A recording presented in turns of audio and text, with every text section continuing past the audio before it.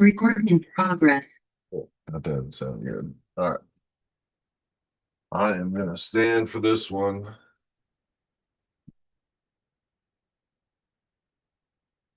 Good afternoon. It's going to recenter. There we go. Hello.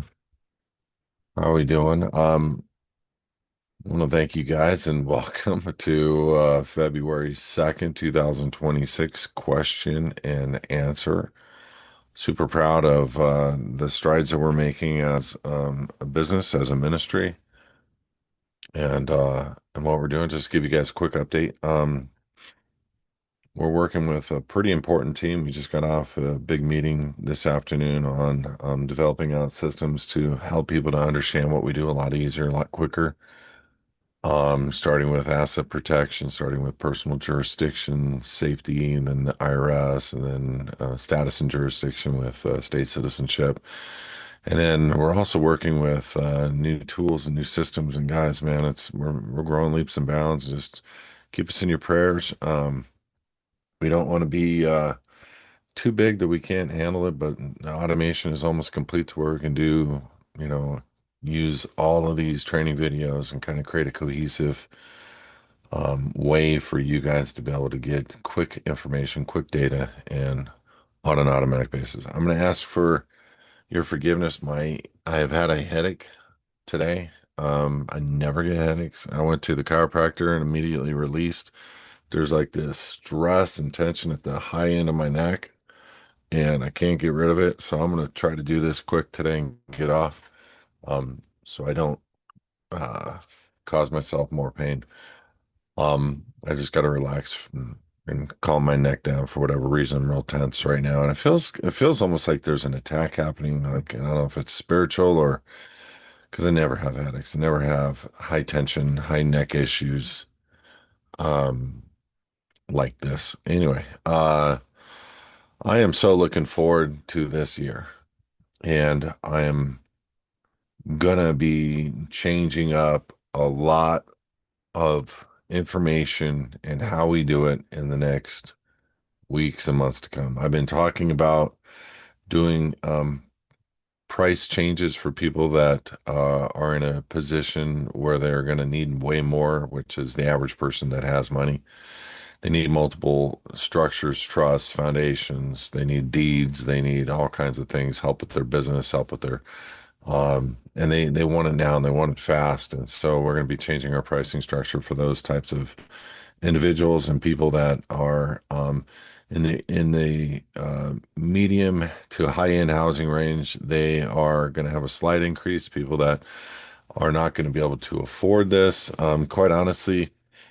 Um, in almost every case where I donated our services to people, where we made available the full living in the private program to somebody for free, I've only had maybe a few people actually completed. It's strange, and I don't know why, other than the perception of value isn't there when they get it for free. So we're trying to figure out a way to um, make it available to the masses when they have a need, where they can go into a system and go at their own pace and get documents and different things like that, and they don't need to worry about it not coming directly from the ministry and or something being wrong with the doc. So again, welcome. If you guys have any questions, post them to the Q&A. I'm going to try to do this one quick, so I'm not going to be doing a lot of personal um dialogue today because again, I have a headache and I'm trying to get through my day as quickly as possible with you guys, and staring at this light in my face isn't doing me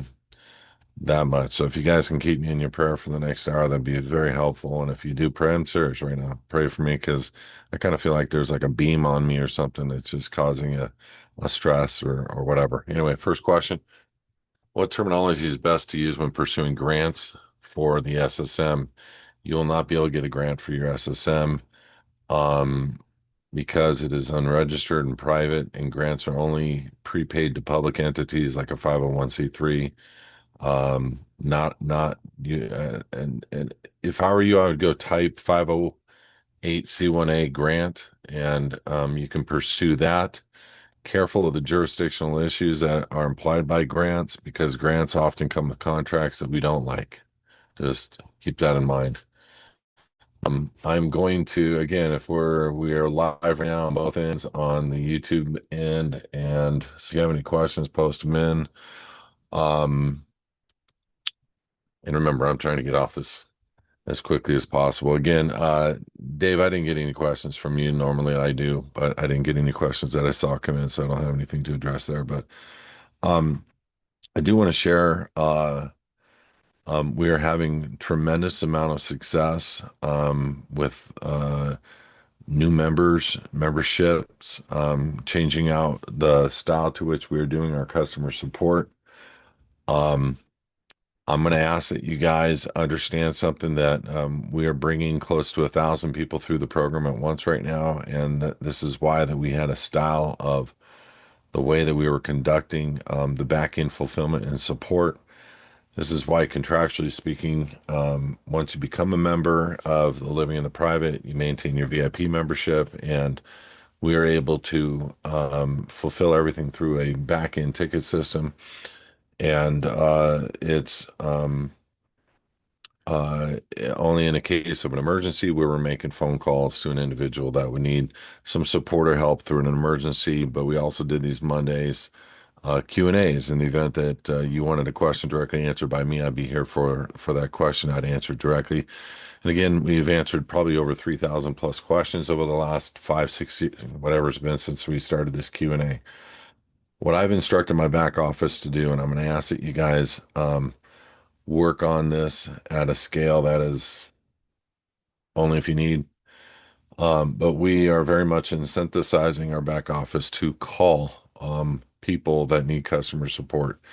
Now, please understand we have a full rack of people that we are helping, but we are trying to scale up and trying to help people on the phone. So if there's really something you don't understand, request a phone call from our back office and we'll do our best to get you one as fast as possible, knowing fully that we're busy and it's a change of operations and how we've done structure for 15 years. But we're trying to be available for people and we're trying to do a better customer support for people. And it's not really something people understand. You get 10, 15, whatever calls from HISAdvocates trying to get you enrolled, and then you get enrolled, and then we have a system where there's no phone calls. I get it's kind of weird, but the reality is, um, I- what you get for the prices that we are giving are really good.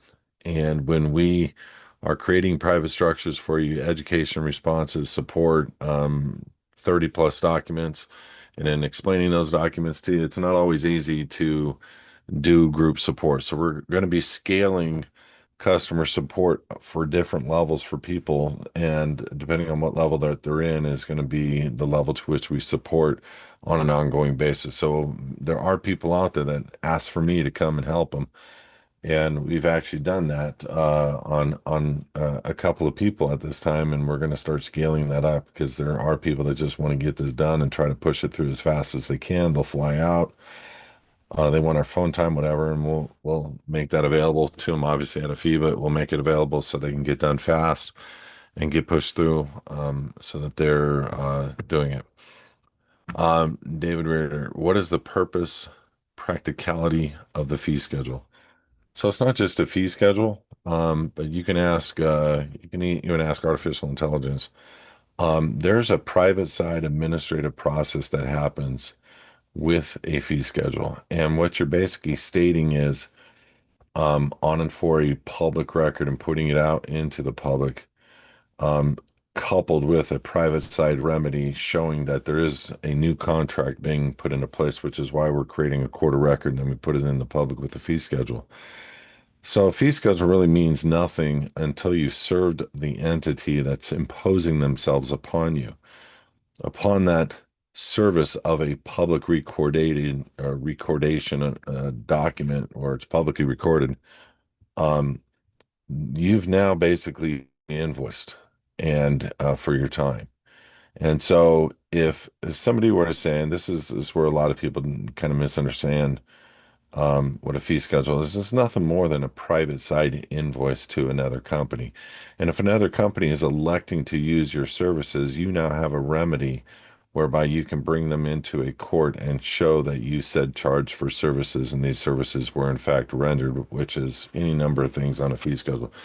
I'm going to tell you right now, the fee schedule is going to be most successful on the vaccine element and on the biometrics element because we're going to help you guys in the future to register your biometrics and register the things that are yours privately, not publicly, not into a system, if you will. And then where you're going to be adding those onto a fee schedule because that is what is being used against the people is they're taking their personal property, their biometrics, by the use of your phone, by the use of many different things, airports, those types of things too.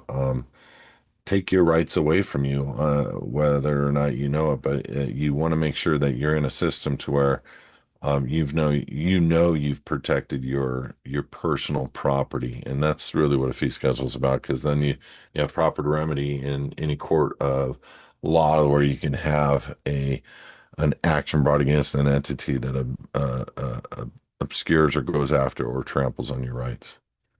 Next one, thoughts on XRP over the last month as well as silver manipulation. Well, Dr. Hep, I got a lot of thoughts. I think silver, it's been manipulated forever. I think it's more valuable from a standpoint of use case than gold. I think gold's very valuable too, use case wise.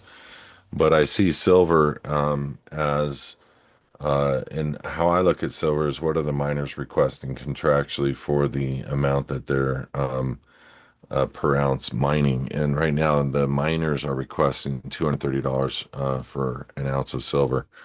And then, really, when you look at silver, I know people are talking, oh my God, the price of silver and the price of gold fell. And I'm like laughing, like, shut up, guys. The price of silver um, is just absolutely skyrocketing right now. It's $81.68. It's up 151% for the last year. So if you'd have invested, 20 grand in silver, you're talking returns that are amazing. And yeah, silver got up to astronomical terms last week, and I think it was at one point $120 or close to that. I see 15. Anyway, so it's pretty interesting to me to hear people say, "Oh man, it's dropped," and it's the same thing with XRP. People are looking at XRP and it's at a dollar 60 something today. Let me look. Dollar 62. They're doing whatever they can to flush out. I see XRP, gold, and silver as the most important commodities on the face of the earth. And yeah, XRP is a commodity and it's a product with a use case. And I think it was developed for the banks, for the bankers. The bigger question is, are you seeing what they're saying about the Epstein coin being Bitcoin? Um, I want you to know that stuff is coming out now that could really dramatically affect the cost of Bitcoin. And I've been talking to people about steering away from Bitcoin for a long time. I'm going to keep suggesting it. Don't get too close to Bitcoin.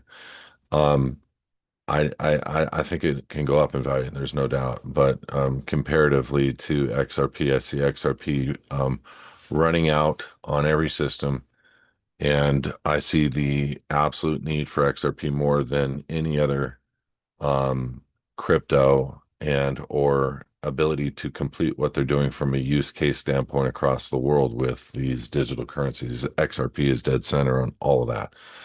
So I'm really looking forward to what XRP is going to do. I look at the dip right now as a buy time, buy opportunity. I would say buy, buy, buy. I'd say the same for silver, buy the dip. Buy the dip. You're down right now in silver. Silver's going to skyrocket. It's going to continue to go.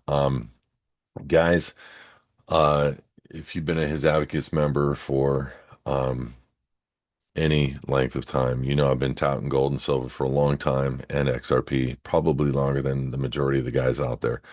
When I first looked at, I've been saving gold and silver for 25, almost 30 years.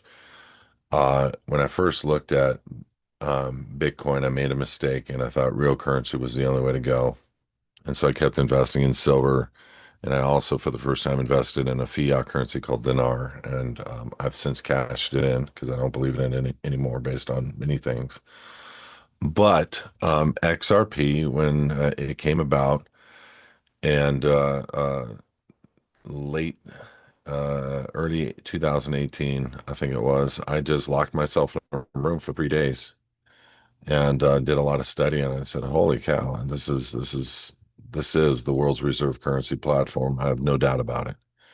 And based on everything I've learned about the structure, the beginnings, if you go look at who originally worked for Homeland Security, if you look at all the ties to the people that are working for Ripple, if you look at all the contracts that are at play, if you look at the fact that Ripple is a bank now, and I can go on and on and on. They are poised to move money on every platform, every exchange, every stock trade. Everything will be settled using XRP.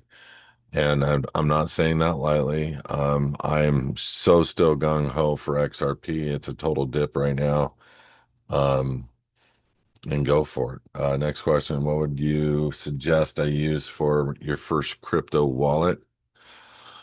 Um, I'd say go to walletscrutiny.com. Make sure you find a wallet that you like that is a 10 out of 10. I do know Treasure Model 7 is something that I am using. There are things that I do not like about it, like you can't make your own keywords. That's a problem for me, but I'm still there's an EliPal. I'm not sure which one. That is I believe a 10 out of 10 on wallet scrutiny to where you can make your own words. And those are important things to consider for yourself, especially in private banking and truly crypto on a cold storage device like a Treasure Model 7 or EliPal, where you've created your own keywords, where you have that safety and security of being the bank. You are a bank. That's the future. It's coming very quickly. I went to the bank and they asked me if I was a nonprofit. I said, yes, that's a mistake. If you use our foundation, you're not a nonprofit. You are tax exempt. They told me I needed to get a certificate from the state's attorney saying I registered and have been approved with a certificate, which is obviously I don't have. I am going to B of A. I will show them your account and just say I am an SSM and not mention tax exempt. Okay. So Jesus is King, which I love your name. Um, what I would say to you is tell them you want to open up a business account for a private membership association and don't say anything about tax exempt. Don't, that's all you got to say. Because in B of A's drop down, I did a lot in 4 hours when I first opened that account 15 years ago for HISadvocates. You can use our account number, and it's the proper structure and way to open up an account. It really is moot. If it's falling under an unincorporated PMA, it's going to fall under a 501. Now, PMA does not mean you're, even though they do not have to pay taxes, even though a private trust doesn't have to pay taxes, it doesn't matter how you have your bank account registered. The purpose of a bank account, if you say you're a nonprofit and get approved as a nonprofit, there's going to be issues with moving crypto in and out, large deposits, different things like that. So you want to make sure it's a business account because the style of the account doesn't matter. Even if you get a 1099 from your bank, the style of the account or the 1099 isn't something that's a taxable thing for you. You're still tax exempt. You do not need to file a return on that. So you want to just set up the account as a PMA, private membership association. A church is considered a PMA. Oh. It's a private association. It's the only distinction in their system that really is like us. And so we're not trying to deceive, to lie, to anything. It's just you're a for-profit private foundation tax exempt. And that's just something people don't understand. They look at nonprofit and tax exempt as the same qualifier, and they're not.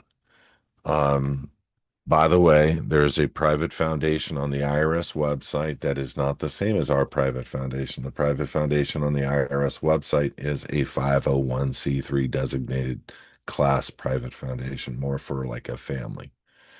Um, so for you and your ability to get that account open, if you need help, We have people we can refer you to that'll open the account right up at Wells Fargo.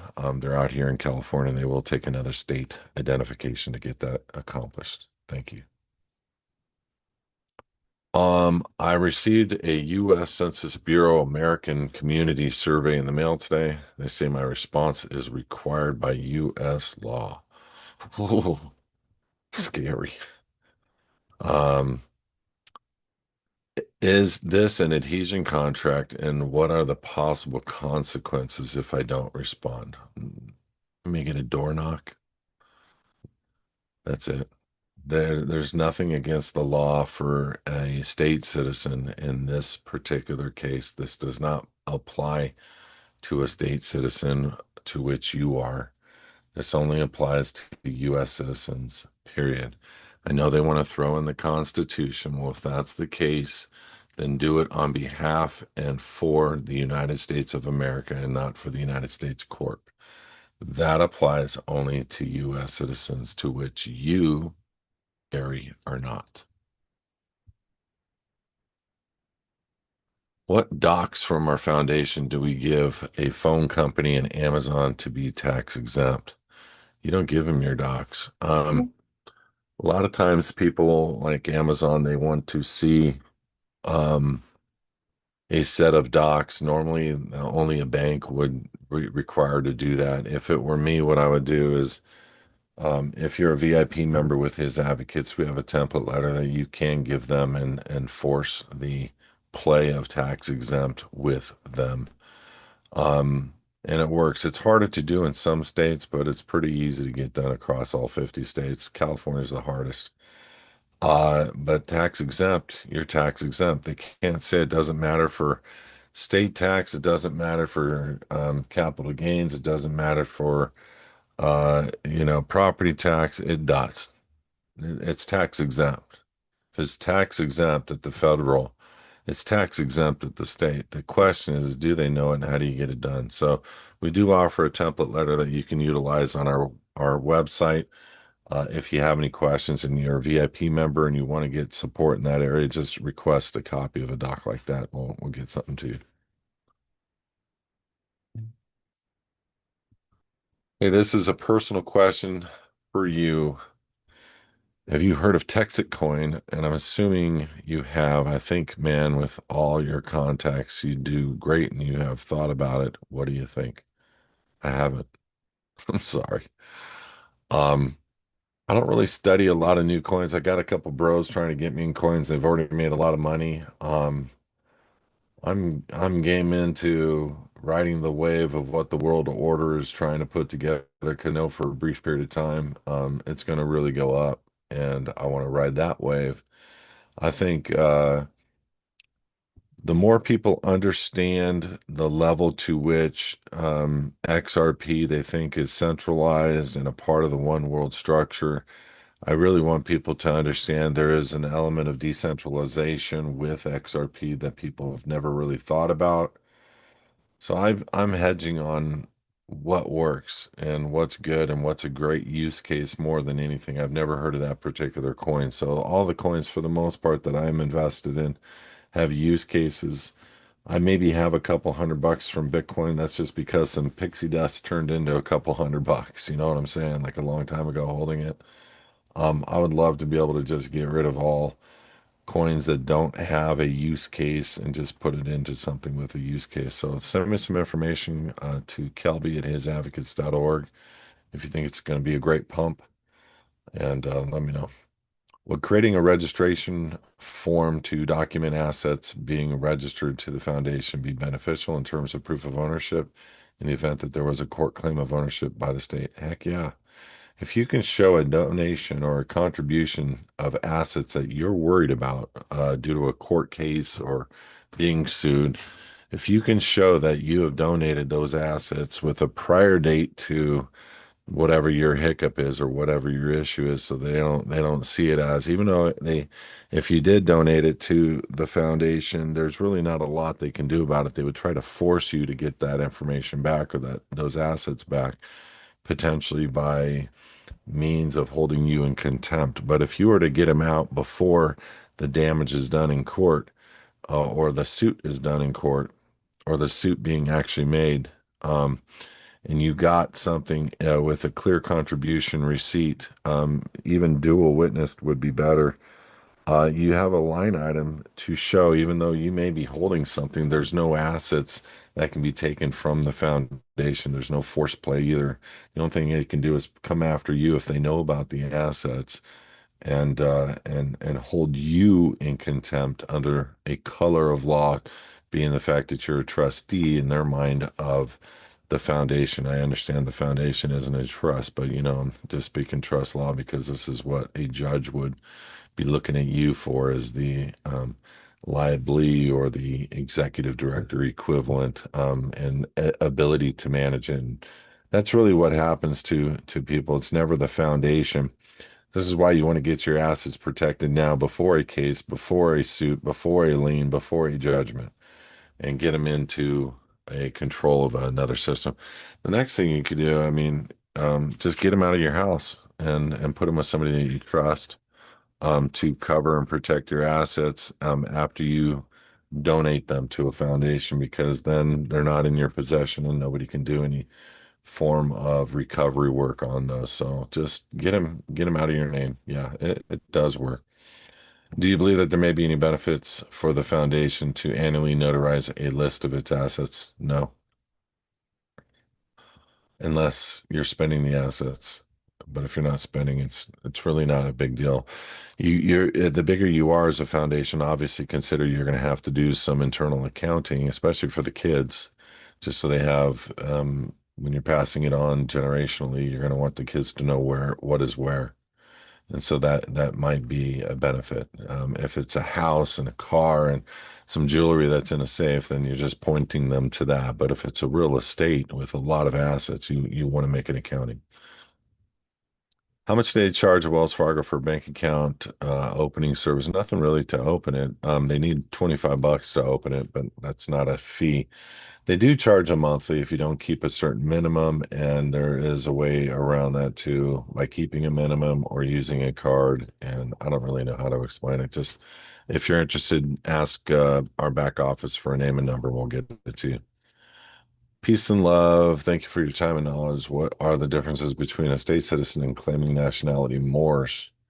What are the advantages and disadvantages of both? That's a very long answer, Matthew.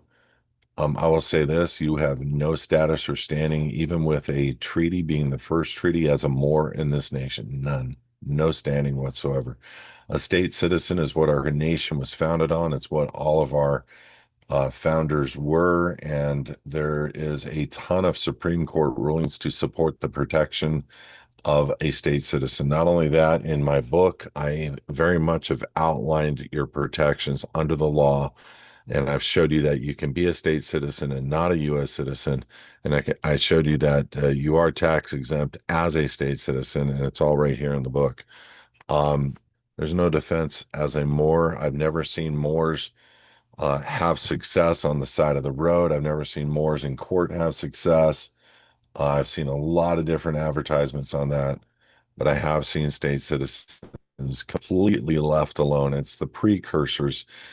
Screw the post stuff. I know there's a lot of people with post issues, post court hearings, post this. It's the structure and setup towards your freedom that gives you the longevity of freedom. So success is determined by no door knocks. Success is determined by no charge instruments. Success is determined by no IRS audits. That's success. And that's something we've had 15 years of success. And so just know that you can't find Supreme Court rulings, in my opinion, at this point. You can find treaty law, but it's old. And unfortunately, it's not really being honored like it should. And prove that you're more. I can prove that I'm a state citizen by allegiance. The Supreme Court says it's all allegiance. Does it say that about Moors? Do you have a direct descent to prove that you're a Moor? There's a lot of things to consider in utilizing that treaty to protect a class. And I know people think that because of the color of their skin, they have this elective opportunity to become something. And you have to show that you're a succession of a direct descendant of a Moor. And That's different. And then you would still have to deal with the contracts that you currently have. You would have to come out. So if you really wanted to be the Moor, you'd have to deal with all the things that you said, hey, I'm a US citizen. The drivers, the social, the IRS, all those things need to be dealt with. And they need to be dealt with either way. So if you're a US citizen or you're a Moor, you got to show the chain of custody that truly gives you the opportunity to be a Moor and claim that, number one. Number two, you still need to come out. Otherwise, they've got you, okay? Because you came into their country and you've formed a new agreement which removes your status or rights as a Moor, which a lot of people are not thinking when they're going into court. If we're gaining back our dominion over our name through the LPP, not gaining back dominion over the name, you're gaining back your rights as a state citizen under God. You can do some work to gain sovereignty over the name that they have control over by your birth certificate. That's different than the LPP. Have you looked at how easy or difficult it may be to rename ourselves? And how do you think about how that may play out for HISAdvocates members who've gone through the LPP process? If you rename yourself, let me ask you, for what purpose? Because all you're doing is adding an addendum to your birth certificate. That's it. If you're doing it legally. If you're renaming yourself privately, you're not going to get identification. The passport agency will not give you identification. So it's not about renaming, although the element of owning the rights to your name is important. And so making a stake or claim or trademark over the name is important. It's very powerful. I've seen that work in a lot of cases whereby a charge instrument was given to name and they came in and billed the DA for using the trademarked name, and it works.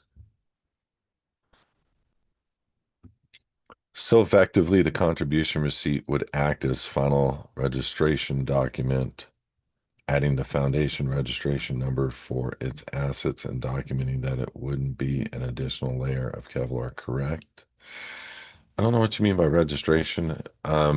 If you're donating something to the foundation, it's a final thing when you have a donation receipt from the foundation and you can show that you've donated it, especially prior to an event taking place, if you're worried about assets or protecting assets. So maybe ask that question. I'm really trying not understanding it. Next question, Gary, I have contributed my house to our foundation, recorded a new deed showing the change of ownership with the county. How can I find videos on your website? Preparing to talk about the county, about the foundation, not having to pay property taxes. Just go tell them you're a private church and you want to know the document requirement to remove the property from the county recorder or to have the property become tax exempt. And they give you a document, and the document tries to pull you into their jurisdiction, tries to prove that you are, in fact, a church. And none of those things are requirements for being tax exempt. So the filling out of that document would turn into a demand where you would not agree to the terms that they're trying to give you on the document, but you're just trying to do a demand notice, which would turn into potentially a real notice and a formal complaint and or case where you sue them. And I've seen people win at pretty much every level. I've seen them also lose, but for the most part, when they go to a hearing, they can win.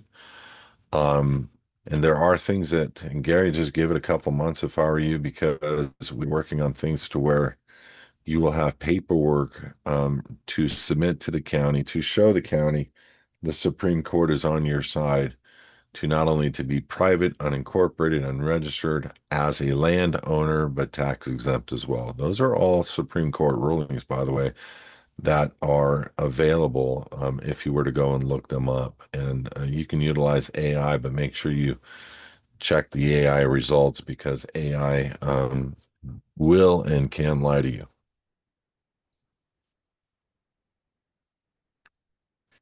Did you have a chance to take a look at the affidavit of 2025 done Clone Act template? Yes, I did. I love it. I have not responded to it yet. I still need to study it a little bit more, but I like the element of it for sure. Next question, not a serious question, but speaking of color of skin, last Q&A you mentioned that ICE violations would pay a lot if they violated rights of persons of color. I don't remember saying it that way, but okay. Do you think white people would get a lot less in court? LOL. For sure. Just saying. But then again, white people don't get hassled as much, right?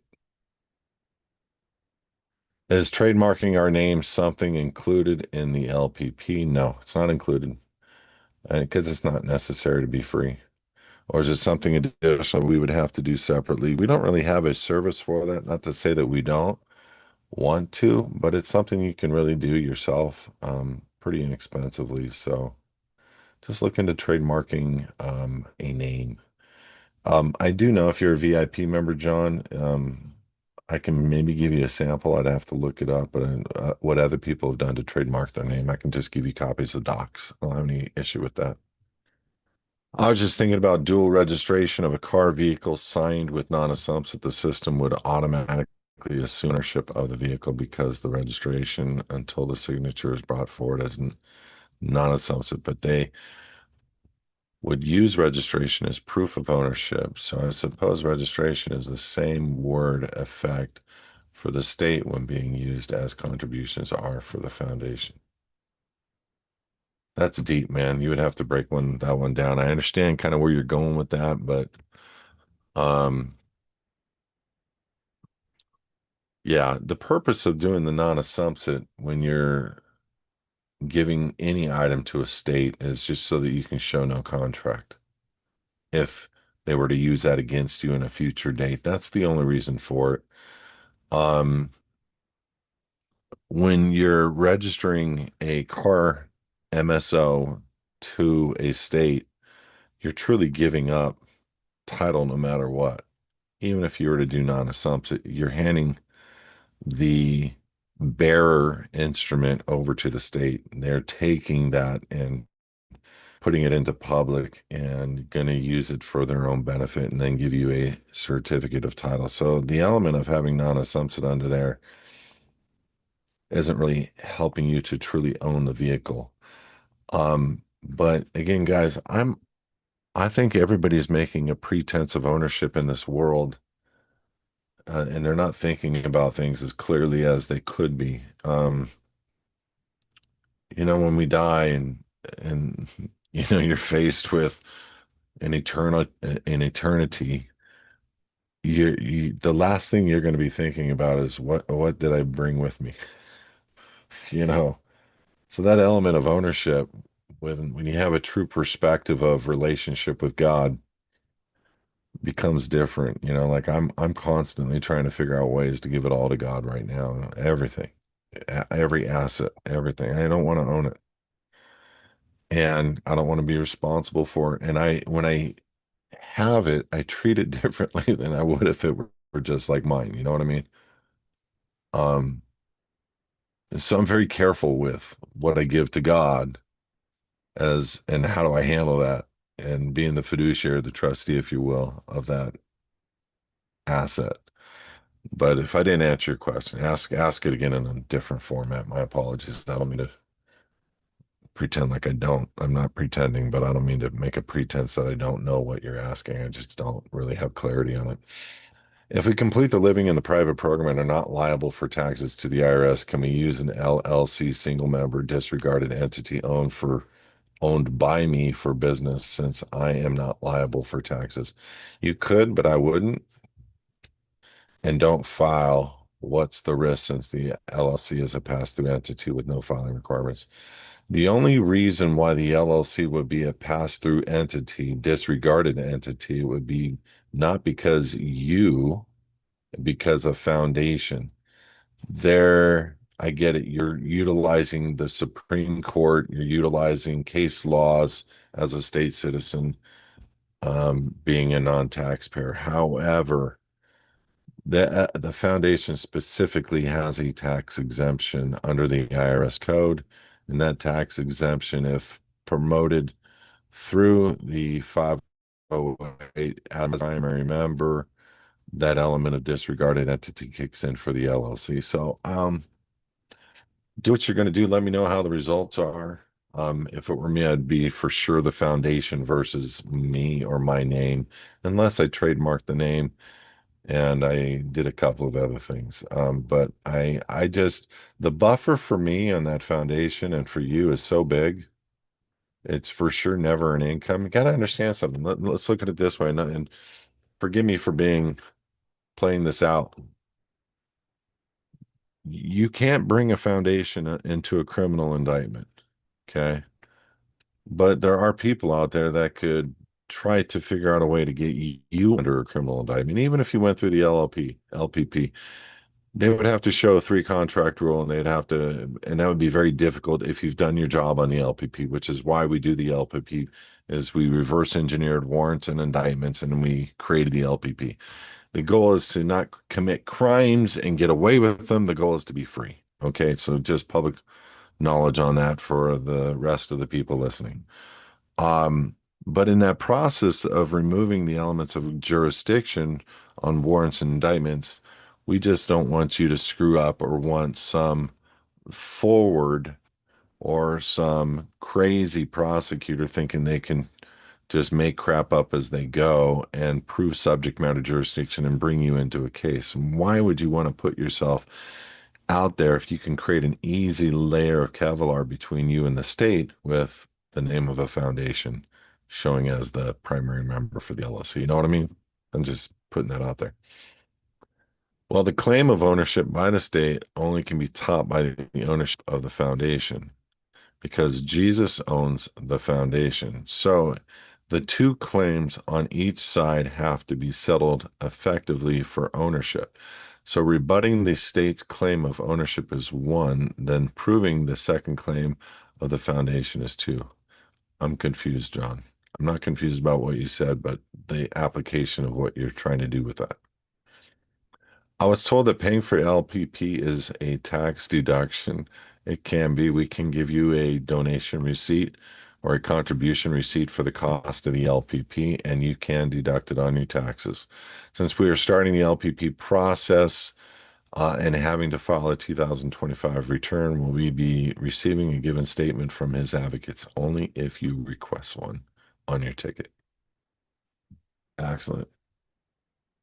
Um, Anybody tired of this brutally cold weather? You know what, bro? I stepped outside today. I could not believe it. It was 69 degrees. I actually had to put a light jacket on. Brutal. Brutal. Telling you. Yeah, I know. I'm being a jerk. I'm sorry. If I change the title of my car to the foundation, do I still need a notarized contribution letter? Only if you're trying to get a deduction on one side of a tax return. But no, once the title's been transferred, the title's been transferred. That's all you really need to worry about. Next question, and then I'm going to probably try to call it a day because I got a slight headache for the people that weren't here or available. At the beginning, I told people about my headache, and um, I'm not feeling that good right now. But actually, standing up has made me feel a little bit better. So let's see how long I can last. Just give me some time. I like the thought of self-naming as essentially the highest form level of dominion over one's name. It's a good thought. Of any person can have exempting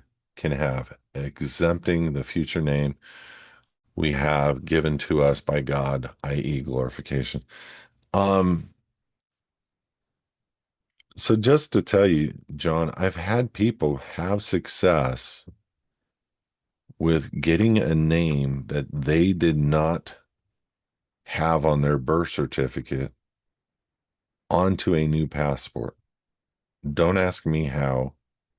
I won't paper trail that one for you, and I don't remember who, but it's happened a couple times, and it blew me away. I think my mom was one of them. Like her name is different on her birth certificate than it is on her driver's license, than it is on her passport. It's kind of weird. It's kind of weird, but you may have the ability to do some form of affidavit to get it onto a permanent identification with a passport. I just don't have the time to entertain that at this moment. Who should I speak to about setting up another foundation and start my daughter, 22-year-old, in the LPP? George, send me a text and I'll set up a meeting for you. Um, you should have my phone. My direct line is 714-630-3655. Thank you, Francine. Again, 714-630-3655. Send me a text. We'll set up a time to where we can talk about that. Self-naming, then additional steps of trademarking after addendum. Yeah. Matthew, take some magnesium with water for your headache.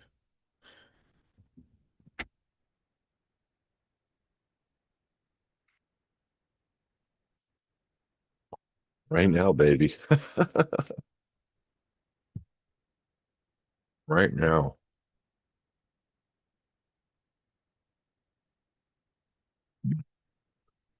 Ah, one hit the floor. Un momento, por favor.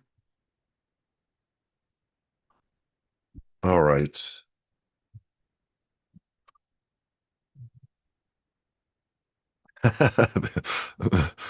Yeah, yeah. I don't know what it's there's some stress going on, but there's always stress. I've been sleeping on a couch. I'm not in trouble with my wife.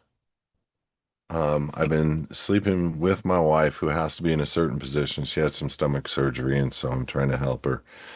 And I'm sleeping next to her, and it's been about a month now. And you know what? Actually, I'm sleeping better. But last night I woke up a little weird and my neck has been kind of jacked and da da da da.